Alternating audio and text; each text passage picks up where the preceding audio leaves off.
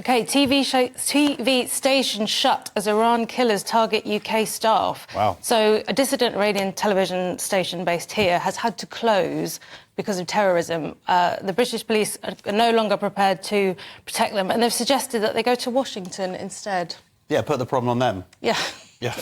Well, go on. Well, no, I was just going to say, I mean, this is shocking. I mean, the channel's manager, Mahmoud Inayat, says that a foreign state has caused such a significant threat to the British public on British soil that they have to move an entire television station to America. This is shocking. This is a real, shows the impact of this sort of state censorship. Basically, it's state terrorism and censorship. It's a threat not just to what we can say and what media is allowed to proliferate in this country. It's a threat to the British public and British values. Well, it's a threat, literally, to people's lives. I believe since in 2022 there were 15 plots to kidnap or murder journalists who work for this station. That seems incredible that they're getting it. It's amazing that our security services seem to be on top of it because it hasn't happened. But it's unbelievable that people are able to sort of come over into this country. And also, there was another report... Have you not watched the news? There's nothing stopping people. Someone's doing their job. But in the Jewish Chronicle, there was, I think, my favourite newspaper, where there was a plan, the Iranians had a plan, the government, to murder Jewish people, significant members of the diaspora. Jewish community. Fortunately, I'm not famous enough, so I'm not on that list in any way.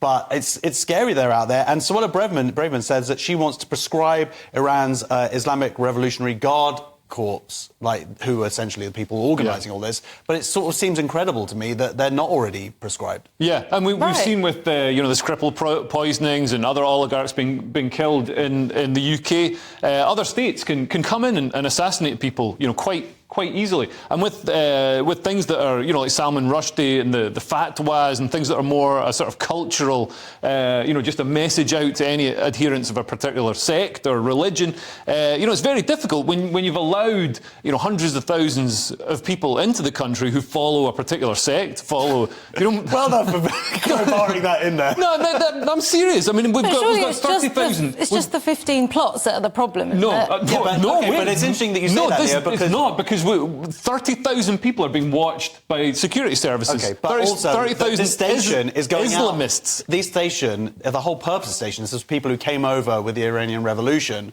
who were migrants, who were asylum seekers, and we took them in, and they have contributed to our society. Yeah. And we are here to protect them now. They're British. Yeah. So they're also part of that equation that you're talking about. Well, yeah, of course, and that just shows, when you allow, influxes of people into a country, it's difficult to tell, what the genuine, deep-rooted beliefs of people are. Are they going to be like these people in pro-freedom and against Iran's state terrorism, or are they going to be supportive of it and going to be trying to kill Salman Rushdie? OK, well, look, that's the core base dealt with. Let's talk about the next story that's on here. The Tavistock children still referred for blockers. This seems incredible that this is ongoing. I thought the centre was meant to be closed now. Well, it is closing, but there's 3,000 people still on the waiting list, which isn't that surprising, is it? That there'd still be So this is like the leftover, kind of the dust settling.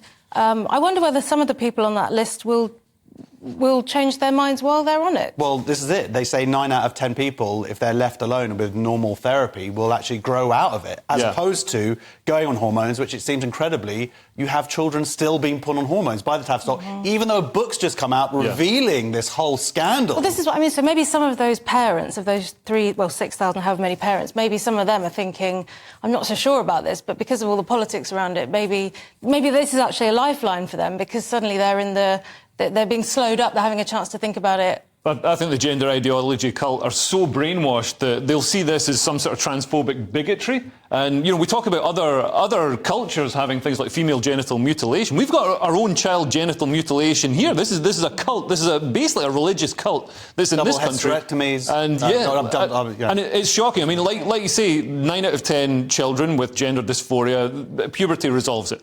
And there are some who need to transition, and obviously they need to get the help. and the treatment they need. But for 9 out of 10, puberty resolves it, unless you give them puberty blockers, and then 96% go on to transition. Yeah, it's incredible. I mean, the Cass report, or the interim Cass report, came out, revealed these issues. They were talking. People who worked there were talking about transing the gay away, which is essentially a homophobic statement here. And it's amazing that these people are still in their jobs and still carrying out this scandal. I think it's unbelievable. Funnily enough, the link to the last story, I mean, in Iran, they've got the highest levels of transitioning in the world because being gay is illegal there. So you can get around being gay by transitioning to... The government basically forces you to transition. I just find that mind-blowing that a family would find that anybody could come to that logic. That's how deeply homophobic the society over there is. I guess it must be, but I mean, to put somebody you love through all of that, it's just astonishing to me. All right.